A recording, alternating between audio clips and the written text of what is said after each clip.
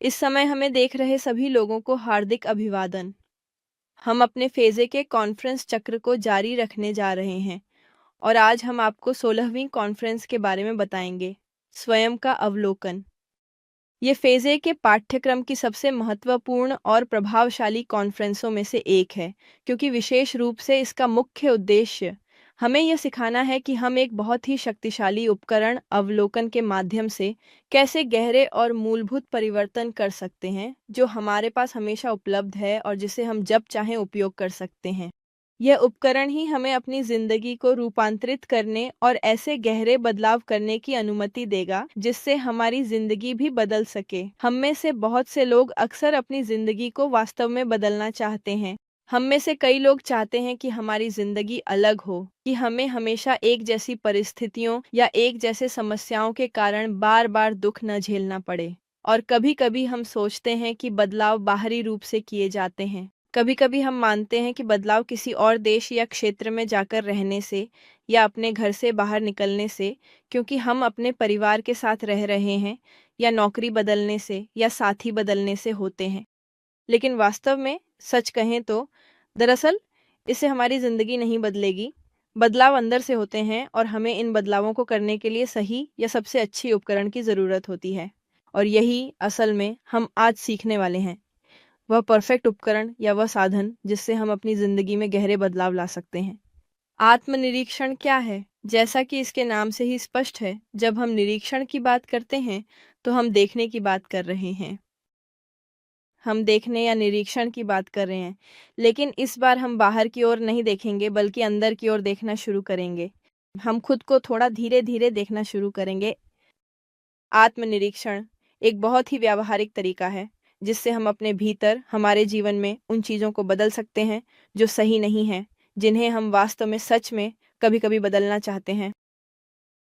इस परिवर्तन को करने के लिए हमें इस इंद्रिय का उपयोग करना होगा, जो वास्तव में बहुत लंबे समय से निष्क्रिय या कमज़ोर पड़ी हुई है। या शायद हम यह भी कह सकते हैं कि इस जीवन में जिसे हम जी रहे हैं, हमने इस इंद्रिय का उपयोग नहीं किया है और इसलिए यह इंद्रिय निष्क्रिय हो गई है। ये वैसा ही है जैसे कोई व्यक्ति कई वर्षों तक अपना हाथ इस्तेमाल न करे। निश्चित रूप से कुछ समय बाद वह न तो उसे हिलाना जान पाएगा और न ही उसका उपयोग करना। वह हाथ अपनी कई क्षमताएं खो देगा, क्योंकि उसका उपयोग नहीं किया जा रहा है। इसी तरह हमारे पास भी एक छठी इंद्रिय है, जो है आत्मनिरीक्षण या आत्म अवलोकन, यानी अपने आंतरिक संसार में क्या हो रहा है उसे देखने की क्षमता। लेकिन हमने इसका उपयोग नहीं किया, क्योंकि किसी ने हमें कभी इसे इस्तेमाल करना सिखाया ही नहीं। अपने जीवन भर हमने बस बाहर की ओर देखना सीखा है, लेकिन कभी अपने भीतर झांक कर देखने की कोशिश भी नहीं की। और इस समय इन व्याख्यानों के माध्यम से हमें सिखाया जा रहा है कि हम खुद को कैसे देखना शुरू कर सकते हैं।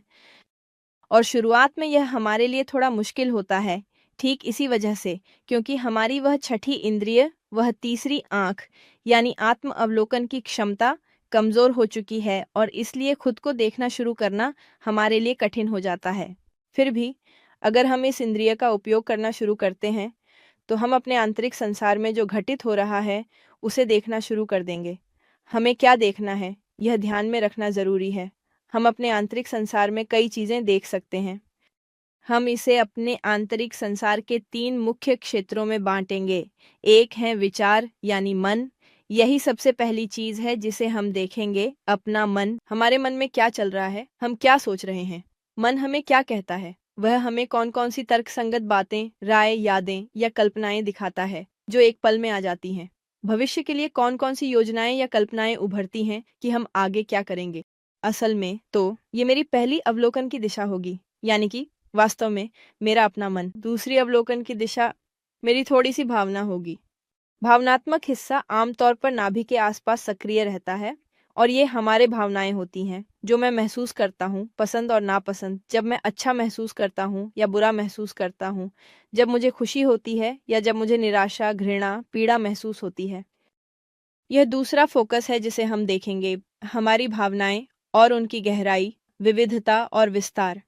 तीसरा फोकस जिसे हम देखेंगे वह है हमारा यौन केंद्र, यानी हमारे यौन अंगों में जो हम महसूस कर रहे हैं, जैसे उत्तेजना या वासना। हम मोटर भाग को भी देखेंगे, हमारे हाव भाव, चाहे वे अनैच्छिक हों या ऐच्छिक। इसी तरह हम अपने कार्यों, अपनी बातों और अपने शरीर में उत्पन्न होने वाले तनावों का भी गहराई, विस्तार और सूक्ष्मता से और पूरी संवेदनशीलता के साथ अवलोकन करेंगे। यह सब हम तभी देख पाएंगे जब हम उस तीसरी आंख या आत्मनिरीक्षण की क्षमता या उस उपकरण को विकसित करना शुरू करेंगे जिसे यह व्याख्यान हमें सिखाता है, यानी स्वयं का अवलोकन। अगर आप इस समय थोड़ी देर के लिए रुककर अपने भीतर झांकें, बाहर देखना छोड़ दें और भीतर की ओर देखना शुरू करें, तो आप अपने अंदर मनोवैज्ञानिक दोषों को ढूंढना या खोज पाना शुरू कर देंगे। आप उदाहरण के लिए एक डर की स्थिति का अवलोकन करेंगे। आप उदाहरण के लिए अपने मन में चिंता की एक प्रक्रिया को देखेंगे। आप कल्पना कर रहे हैं कि कोई आपको नुकसान पहुंचाएगा या कुछ गलत हो जाएगा, और इसी कारण जब आप डर महसूस करते हैं तो आपका मन कल्पना कर रहा होता है। तो जब आप आत्मनिरीक्षण करते हैं तो आप अपने भीतर इन सभी तत्वों या मनोवैज्ञानिक दोषों को ढूंढना शुरू कर देते हैं। अगर आप आत्मनिरीक्षण नहीं करेंगे तो आप इन्हें खोज नहीं सकते, यह असंभव होगा। इसका मतलब है कि जो व्यक्ति कभी आत्मनिरीक्षण नहीं करता, उसके पास कभी भी बदलने की संभावना नहीं होगी। परिवर्तन पूरी तरह से उस व्यक्ति से दूर रहता है जिसमें खुद को देखने की क्षमता नहीं होती। क्योंकि मैं क्या बदलूंगी अगर मैं खुद को नहीं जानती? अगर मुझे अपनी आंतरिक प्रतिक्रियाएं, मैं क्या सोचती हूँ, क्या महसूस करती हूँ, क्या आदर्श बनाती हूँ, क्या याद करती हूँ, इनका पता नहीं है। अगर मैं अपने आंतरिक संसार में क्या हो रहा है उसे जानने में सफल नहीं होती, अगर मैं आत्मनिरीक्षण से उसे खोजने में सफल नहीं होती, तो मैं उसे बदल नहीं पाऊंगी। इसलिए जरूरी है कि हम इस क्षमता को सीखें या विकसित करें, या अपनी आत्मनिरीक्षण की क्षमता को फिर से सक्रिय करें। यह व्याख्यान हमें कुछ ऐसे सूत्र देगा जिनकी मदद से हम आंतरिक अवलोकन की क्षमता विकसित कर सकें, जिसे आंतरिक निरीक्षण या आत्मनिरीक्षण भी कहा जाता है। हम बात करेंगे कि वे टिप्स या वे पहलू कौन से हैं जिन्हें ध्यान में रखना चाहिए। सबसे पहली चीज जो हमें करनी है वह है दरअसल असल में जानना और अवलोकन करने के बीच का महत्वपूर्ण अंतर समझना, क्योंकि ये दोनों पूरी तरह अलग हैं। जानना एक निष्क्रिय प्रवृत्ति है, जबकि अवलोकन करना सक्रिय होता है। जानना किसी भी प्रयास की आवश्यकता नहीं रखता, जबकि अवलोकन के लिए प्रयास करना पड़ता है। यहीं पर ही हमें साफ बड़ा अंतर दिखाई देता है। उदाहरण के लिए, आप ही अपने घर के कमरे को जानते हो सकते हैं। मान लीजिए कि यह जो आप यहाँ देख रहे हैं वह आपके घर का कमरा है। चलिए देखते हैं। मान लीजिए यह आपके घर का कमरा है। आप अपने घर के कमरे को किस प्रकार का है यह आसानी से जान सकते हैं। उदाहरण के लिए, आप यह देख सकते हैं कि उस कमरे में एक बड़ी खिड़की है जिसमें चौड़े और मजबूत कांच लगे हुए हैं। वहाँ एक सुंदर आईना भी रखा गया है, और वह आईना एक छोटी सी मेज के ऊपर रखा है जिसमें आप अपनी रोजमर्रा की चीजें और अन्य आवश्यक वस्तुएं रखते हैं। आप यह भी जानते होंगे कि आपके पास एक बिस्तर है, एक डबल बड़ा बिस्तर, और एक पौधा है जिसे आप कभी-कभी पानी देते हैं और कभी-कभी भूल जाते हैं। आप यह भी देख सकते हैं, उदाहरण के लिए, कि आपके कमरे में 2 चित्र भी हैं। एक किसी खास कलाकार का और दूसरा जो किसी ने आपको उपहार में दिया था, शायद किसी यात्रा से लाया गया। हो सकता है कि आपके पास एक स्क्रीन भी हो, कमरे की फर्श का रंग लाल हो और छतें नारंगी रंग की हों। तो मान लीजिए कि यही है, असल में यही है जानना। आप अपने कमरे की कुछ खास और महत्वपूर्ण चीज़ों को जान या पहचान सकते हैं, लेकिन इसका मतलब यह बिल्कुल भी नहीं है कि आप वास्तव में उसे देख रहे हैं, क्योंकि कमरे को सही तरीके से देखने के लिए आपको थोड़ी और कोशिश और ध्यान देना होगा। इस समय अगर मैं आपसे कहूँ, अपने कमरे को याद करें, तो आप सभी के लिए अपने कमरे को याद करना आसान होगा। उसकी चादर का रंग, छत का रंग, उसमें कौन-कौन सी खिड़कियाँ हैं, और वह सब जो हमने अभी-अभी चर्चा की है। लेकिन अब अगर मैं आपसे कहूँ, उदाहरण के लिए, अगर आपके घर में एक खिड़की है, तो अगर मैं आपसे पूछूँ, अच्छा, आपके घर की खिड़की की लंबाई कितनी है? आपके कमरे की चौड़ाई कितनी है आपके घर की? उसकी ऊँचाई और चौड़ाई कितनी है? तो शायद आप कहेंगे, मुझे नहीं पता, है ना? मुझे यकीन नहीं है। मुझे बस इतना पता है कि वह बड़ी है और मुझे लगता है कि उसकी माप इतनी हो सकती है, लेकिन मुझे सही-सही नहीं पता। अगर मैं आपसे पूछूं, उदाहरण के लिए, आपके कमरे के फर्श पर कितनी टाइलें हैं? हाँ, वह लाल है या भूरी है या जो भी रंग है, सफ़ेद है। लेकिन उसमें कितनी टाइलें हैं? शायद आपने कभी ध्यान नहीं दिया या गिना नहीं कि उसमें कितनी टाइलें हैं। अगर मैं आपसे पूछूं, अच्छा, जो पौधा आपके पास है, उसमें कितनी शाखाएं हैं? या अगर वह फूलों वाला पौधा है, उसमें कितने फूल हैं? उस पौधे के फूल में कितने पंखुड़ियां हैं? शायद ये ऐसी बात है जिसे आपने कभी ध्यान से नहीं देखा या गौर नहीं किया होगा, क्योंकि ऐसा करने के लिए ज़्यादा ध्यान, ज़्यादा समय और पौधे को कुछ देर तक लगातार बिना रुके और पूरी तन्मयता के साथ देखना ज़रूरी है, ताकि उसकी विशेषताओं, उसकी बनावट, उसमें कितनी शाखाएँ हैं, कितने पत्ते हैं, इन सबको अच्छी तरह से देखा और समझा जा सके और हर छोटे-छोटे हिस्से को महसूस किया जा सके। यह तो और भी अधिक विस्तार का स्तर होगा और इसे समझने के लिए हमें प्रयास करना पड़ेगा।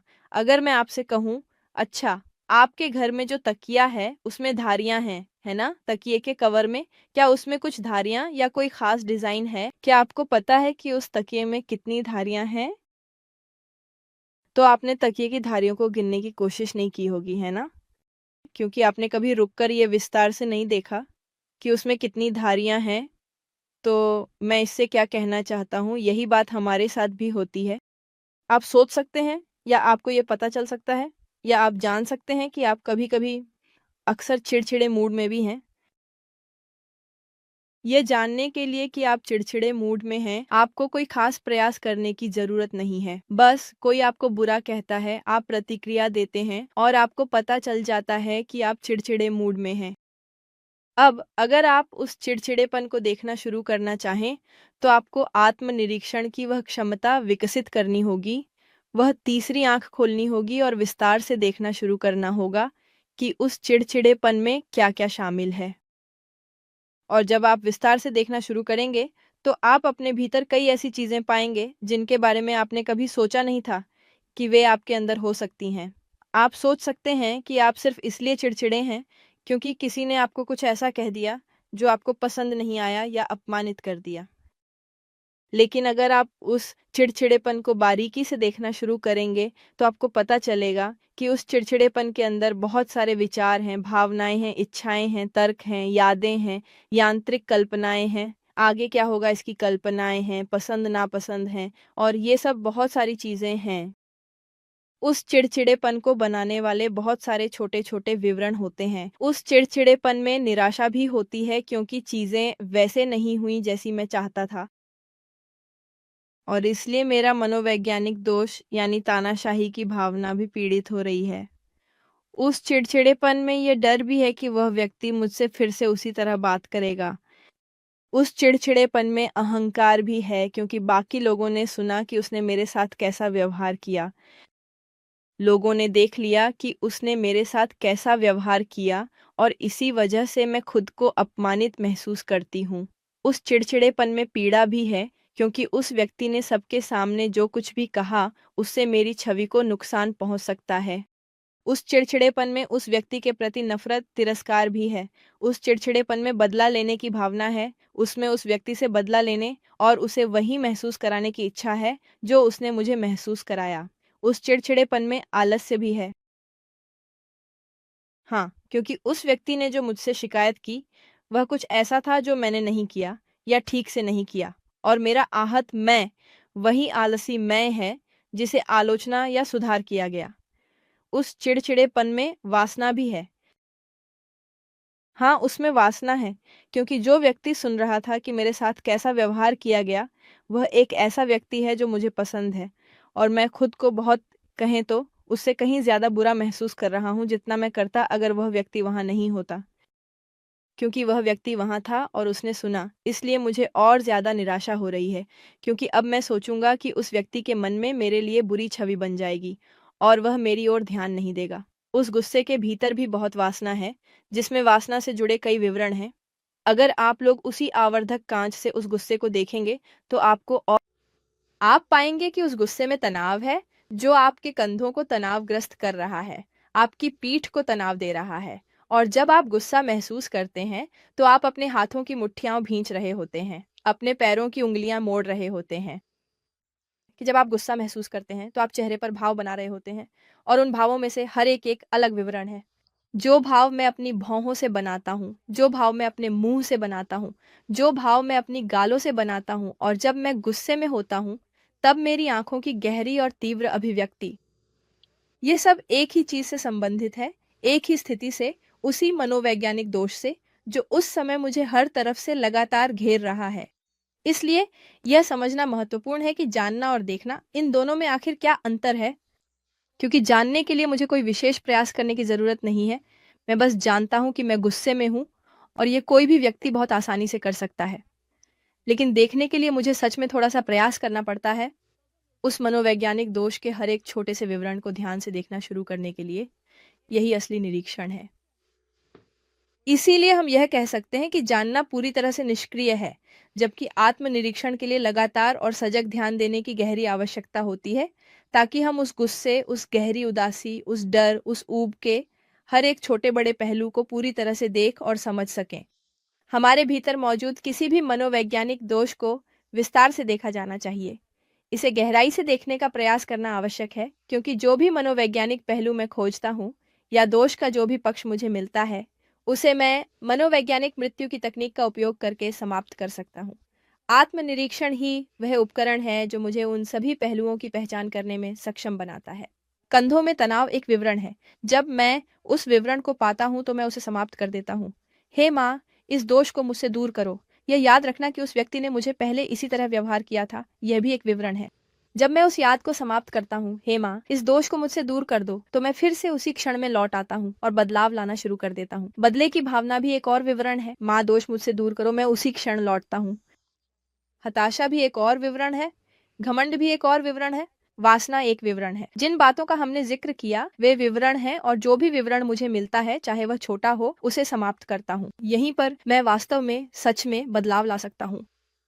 और इसके लिए मुझे लगातार और निरंतर सक्रिय निरीक्षण और पूर्ण समर्पित प्रयास की आवश्यकता होती है।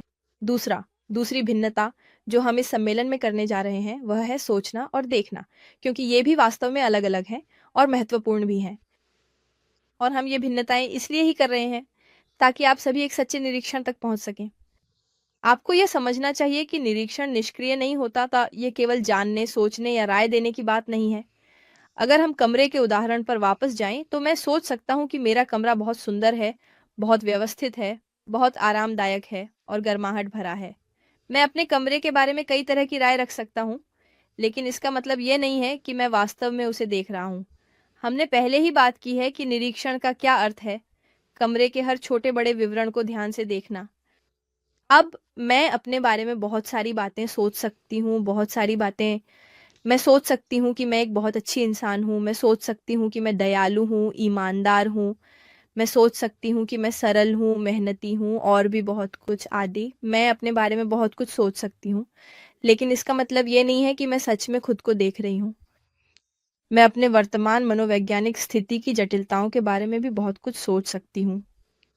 अगर हम उसी उदाहरण पर वापस जाएं जो कि गुस्से का था, तो मैं सोच सकती हूँ कि मैं गुस्से में हूँ क्योंकि मेरी बात नहीं मानी गई, क्योंकि चीज़ें वैसे नहीं हुई जैसी मैं चाहती थी या क्योंकि दूसरों ने चीज़ें सही तरीके से नहीं की। मैं यह भी सोच सकती हूँ कि मैं इन्हीं वजहों से दरअसल गुस्से में हूँ। लेकिन जब मैं सच में खुद को देखना शुरू करूँगी, तो मुझे एहसास होगा कि मेरा गुस्सा वो नहीं है।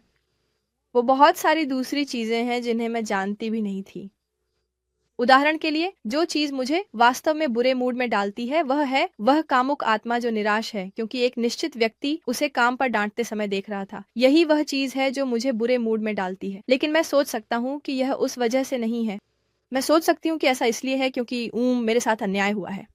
मैं सोच सकती हूँ कि मैं गुस्से में हूँ क्योंकि बॉस तानाशाह है, क्योंकि बाकी लोग मेरे साथ बहुत अन्याय करते हैं या क्योंकि वे चीज़ें सही से नहीं करते।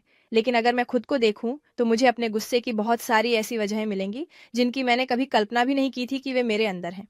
इसलिए सोचना या राय बनाना तब तक बेकार है, जब तक वह सच्ची आत्मनिरीक्षण के साथ न हो। मैं किसी व्यक्ति को एक खास तरीके से कपड़े पहने हुए देख सकती हूँ और सोच सकती हूँ कि क्योंकि वह व्यक्ति ऐसे कपड़े पहने है, वह नशेड़ी है, या मैं सोच सकती हूँ कि क्योंकि वह महिला ऐसे कपड़े पहने है, वह वेश्या है। या मैं सोच सकती हूँ कि क्योंकि वह व्यक्ति सड़क पर दौड़ रहा है तो जरूर उसने कुछ चुराया है। कोई और व्यक्ति यह सोच सकता है कि वही व्यक्ति जो सड़क पर दौड़ रहा है वह इसलिए दौड़ रहा है क्योंकि वह किसी से भाग रहा है, या शायद इसलिए क्योंकि वह काम पर देर हो रही है।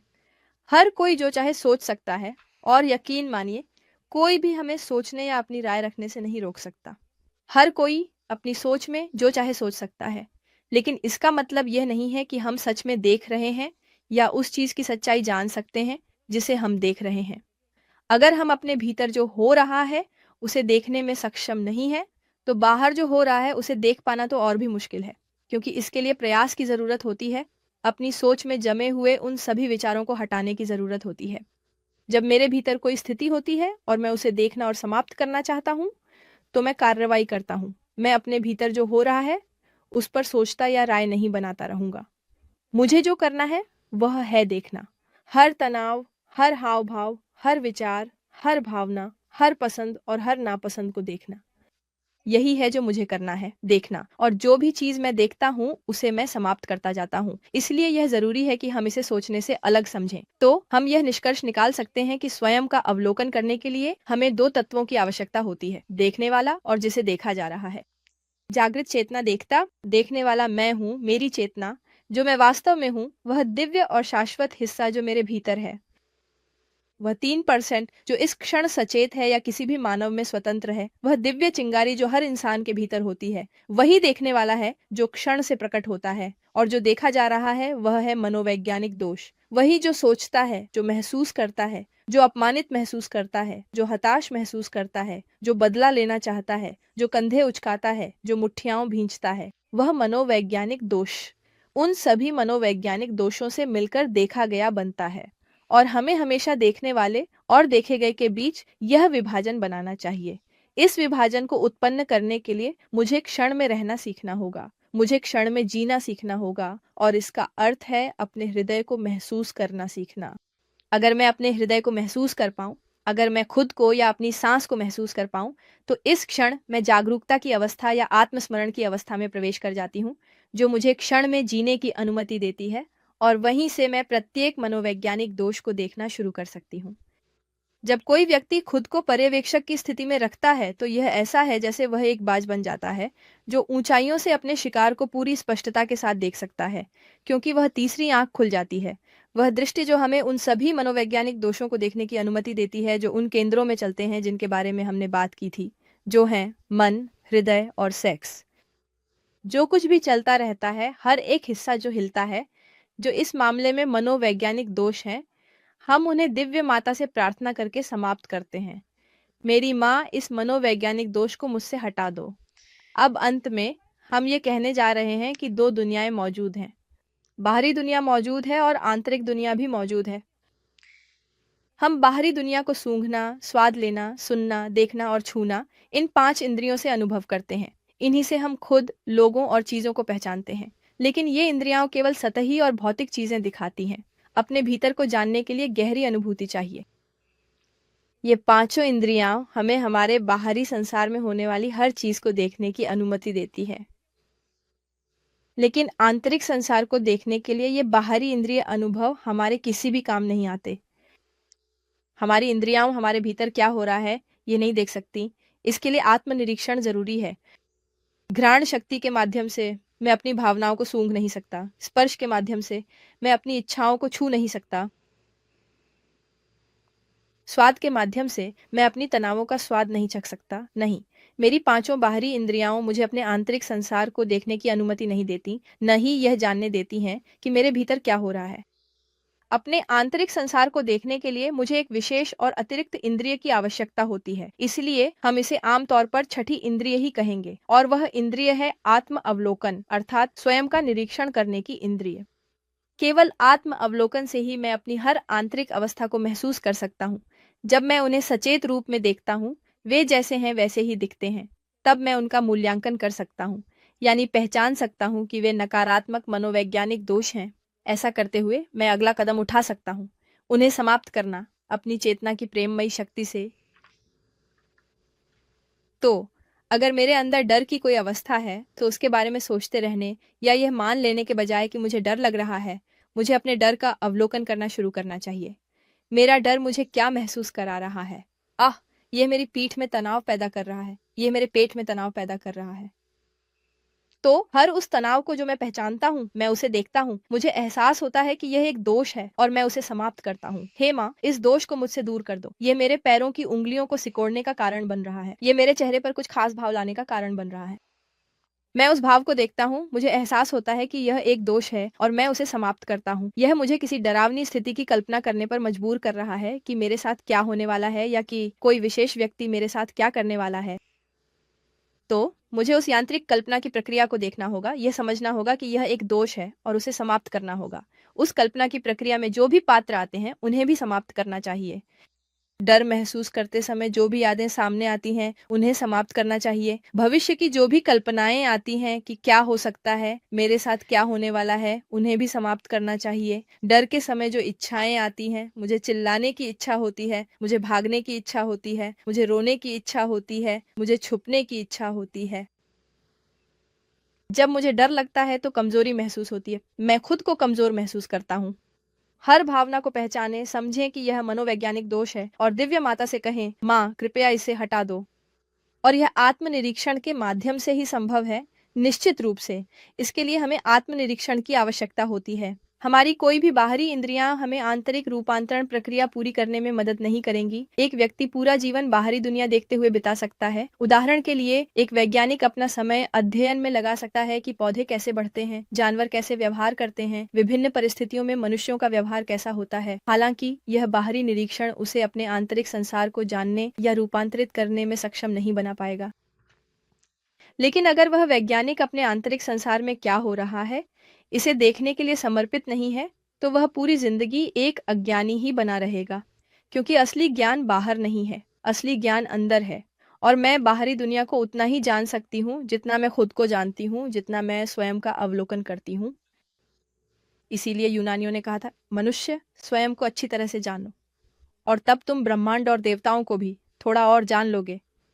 क्योंकि जब कोई व्यक्ति खुद को जानने की क्षमता विकसित करता है, अपने आंतरिक संसार के बारे में ज्ञान प्राप्त करता है, तब वह बाहरी दुनिया को सही तरीके से देखना शुरू कर सकता है। वह बाहरी वास्तविकता को और अधिक स्पष्ट और सच्चे रूप में महसूस करने लगेगा। इसके अलावा वह ब्रह्मांड के बारे में जानकारी प्राप्त करना शुरू कर देगा, क्योंकि मनुष्य स्वयं में ही ब्रह्मांड का एक नक्शा है। हमारे भीतर एक सूक्ष्म ब्रह्मांड मौजूद है और जब हम इसे सच में जानना शुरू करते हैं तो अपने आप ही बाहरी दुनिया को समझने की संभावना खुल जाती है।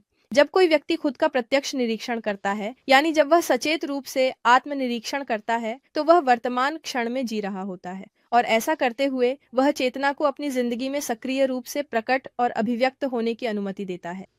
अगर मैं आत्मनिरीक्षण कर रही हूँ तो मैं अपने विचारों, भावनाओं और प्रवृत्तियों की जागरूकता बनाए रखती हूँ। जब कोई नकारात्मक भावना, विचार या अहंकार की प्रवृत्ति आती है तो मैं उसे पहचानती हूँ, उसका मूल्यांकन करती हूँ और प्रार्थना करती हूँ, माँ मेरी, इस दोष को मुझसे दूर कर दो। ये मुझे क्या सुनिश्चित करता है कि मैं अपनी मानवीय मशीन पर नियंत्रण बनाए रखूंगी, कि मैं अपने भौतिक शरीर पर नियंत्रण बनाए रखूंगी, कि चेतना उसी क्षण से सक्रिय बनी रहेगी और वही मेरे भौतिक शरीर को संचालित करेगी। और इसलिए जिस तरह से मैं बाहरी दुनिया का अवलोकन कर सकती हूँ वह पूर्ण है, क्योंकि जो बाहरी दुनिया का अवलोकन कर रहा है, जिसमें मैं रह रही हूँ, वह मेरी चेतना है। इसी कारण मैं हर कार्य, चाहे वह सरल हो या जटिल, ध्यान से कर सकती हूँ, क्योंकि उसे करने वाली मेरी चेतना है। लेकिन जैसे ही मैं क्रोध, अहंकार, आलस्य या डर जैसे दोषों को अपने शरीर, मन या भावनाओं पर हावी होने देती हूँ, मैं नियंत्रण खो देती हूँ। तब चेतना शासन नहीं करती और मैं उपस्थिति छोड़ देती हूँ। क्रियाएं यांत्रिक या अचेतन हो जाती हैं। इस प्रकार एक व्यक्ति अपने आंतरिक और बाहरी संसार में संपूर्ण रूप से हर क्षण सचेत रूप से जी सकता है। यदि वह क्षण में बने रहने में सफल होता है और यदि वह आत्मनिरीक्षण की वह क्षमता विकसित कर लेता है जिससे वह हर उस चीज को पहचान सके जो मुझे वर्तमान क्षण से बाहर निकालना चाहती है, उसका मूल्यांकन कर सके और उसे समाप्त कर सके और इस तरह चेतना का नियंत्रण या उसकी सक्रियता बनाए रख सके, यही होगी सच्ची आत्मनिरीक्षण। यह ग्राफ 3 मुख्य केंद्रों, मन, हृदय और यौन केंद्र को दर्शाता है, जिन्हें हमें हमेशा देखना चाहिए, जैसा कि व्याख्यान की शुरुआत में बताया गया था। रोजमर्रा के कामों में, जैसे बर्तन धोना या गाड़ी चलाना, हमें अपने विचारों, भावनाओं और यौन केंद्र की संवेदनाओं का सक्रिय निरीक्षण करना चाहिए। इससे हम अपने भीतर की गतिविधियों को समझकर उन पर सचेत रूप से काम कर सकते हैं। जब भी हम क्रोध, चिंता, अवसाद, डर, निराशा, घृणा या आक्रोश जैसी भावना अनुभव करें, देखें कि वह मन, हृदय और यौन केंद्र में कैसे प्रकट होती है। इससे जुड़े विचार, भावनाएं और शारीरिक प्रतिक्रियाएं पहचानें। इसी निरीक्षण से हम उन्मूलन शुरू कर सकते हैं, दिव्य माता से प्रार्थना कर सकते हैं और वर्तमान क्षण में जागरूकता व पूर्णता की ओर लौट सकते हैं। हमारा कार्य है स्वयं का निरीक्षण करना। यही आत्मनिरीक्षण है जिससे हम दोषों से मुक्त होते हैं। यही इस व्याख्यान की अभ्यास है। आपने चौथा व्याख्यान देखा था जो मानव मशीन के 7 केंद्रों के बारे में था। तो कार्य यह है कि हम यह देखना शुरू करें कि हमारे प्रत्येक केंद्र में क्या हो रहा है। कैसे यौन केंद्र में विकृति या उत्तेजना की स्थिति उत्पन्न हुई। तुरंत ही मैं उसे देखता हूँ, जैसे बाज अपने शिकार को देखता है। माँ, कृपया इस दोष को मुझसे दूर कर दो। मुझे एहसास होता है कि यह एक दोष है और मैं इसे समाप्त कर देता हूँ। स्वाभाविक केंद्र में कोई इच्छा या चिंता की स्थिति उत्पन्न होती है। मैं इसे देखता हूँ और इसे खत्म कर देता हूँ। हे भगवान, इस दोष को खत्म कर दो। भावनात्मक केंद्र में प्रेम, पसंद या इसके विपरीत घृणा, आक्रोश का एक स्व प्रकट होता है। मुझे एहसास होता है कि यह एक दोष है और मैं इसे समाप्त कर देता हूँ। मानसिक केंद्र में एक विचार, एक तर्क, कोई स्मृति, कोई चिंता, यांत्रिक कल्पना की कोई प्रक्रिया, कोई आदर्शीकरण प्रकट होता है। मैं उसे समाप्त कर देता हूँ। माँ, कृपया इस दोष को मुझसे दूर कर दो। छोटी चीजें मिलती हैं। और इसी तरह गतिशील केंद्र में भी आलोचना करने की इच्छा उत्पन्न हो सकती है ना? जो कि क्रिया का गलत उपयोग करने का एक तरीका है। मैं अपने भीतर कहता हूँ, माँ, कृपया इस दोष को मुझसे दूर कर दो। फिर मैं चुप हो जाता हूँ, गहरी एकाग्रता में। इसी तरह पूरे दिन, हर समय हम यह अभ्यास करते रहेंगे। अपने आंतरिक संसार का निरीक्षण करना और हर चीज को हटाना जो हमारी चेतना से संबंधित नहीं है, जो हमें सच्ची आत्मा से दूर करती है। ऐसे ही हमारे जीवन में गहरे परिवर्तन संभव होते हैं। हर दिन का सच्चा अर्थ होगा, क्योंकि हम खुद को बदल रहे होंगे, जाग रहे होंगे। और इस तरह कल हम वे लोग नहीं रहेंगे जो आज थे। क्योंकि केवल यह देखकर कि हमारे भीतर क्या हो रहा है, हम उन चीजों को हटा सकते हैं जिन्हें हम अपने अंदर नहीं रखना चाहते, और हम अपने आप में गहरा परिवर्तन ला सकते हैं। यही आज की हमारी प्रस्तुति थी। सभी का भाग लेने के लिए बहुत बहुत धन्यवाद। वास्तव में हम अपने बाहरी संसार की तुलना में अपने आंतरिक संसार में अधिक और गहराई से जीते हैं। इसीलिए यह जरूरी है कि हम अपने आंतरिक संसार को थोड़ा देखना और जानना शुरू करें। सभी का भाग लेने के लिए धन्यवाद। यदि आपके मन में कोई भी सवाल या जिज्ञासा हो, तो आप उसे इस वीडियो के कमेंट्स में लिख सकते हैं। साथ ही मैं आपको आमंत्रित करता हूं कि आप हमें हमारी सोशल मीडिया और विभिन्न प्लेटफॉर्म्स पर भी विजिट करें। वहां आप आत्मज्ञान से जुड़ी इन प्रस्तुतियों के बारे में और भी जानकारी अधिक विस्तार से प्राप्त कर सकते हैं। आप वहां फेज ए की कुल 50 प्रस्तुतियां और फेज बी की 25 प्रस्तुतियां बहुत आसानी से प्राप्त कर सकते हैं। यदि आपको और अधिक जानकारी या सहायता चाहिए, तो आप स्क्रीन पर दिख रहे विभिन्न नंबरों पर हमसे संपर्क कर सकते हैं और हमारी टीम आपकी सहायता के लिए तत्पर है। बहुत धन्यवाद।